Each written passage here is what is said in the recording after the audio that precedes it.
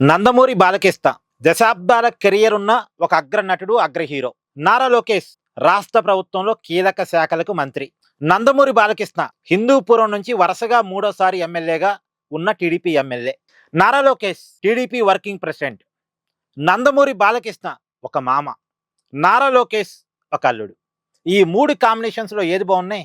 ఈరోజు నారా లోకేష్ చేతుల మీదుగా బాలకృష్ణ 112వ సినిమా స్టార్ట్ అయింది. అది కూడా ఆంధ్రప్రదేశ్ రాజధాని అమరావతిలో ముహూర్తపు షాట్ పెట్టుకున్న తొలి మూవీగా ఇప్పుడు బాలకృష్ణ సినిమా ఉండబోతా ఉంది.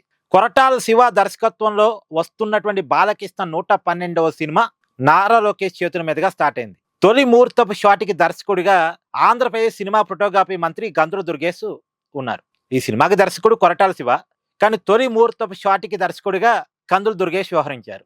నారా లోకేష్ క్లాప్ కొట్టారు, బాలకృష్ణ డైలాగ్ చెప్పారు. సినిమా స్టార్ట్ అయింది, అది కూడా అమరావతి గడ్డ మీద నుంచి. మరి ఈ సినిమా ఎలాంటి అంచనాలు క్రియేట్ చేస్తుంది అనేది చూడాలి. Please do like, share and subscribe this channel.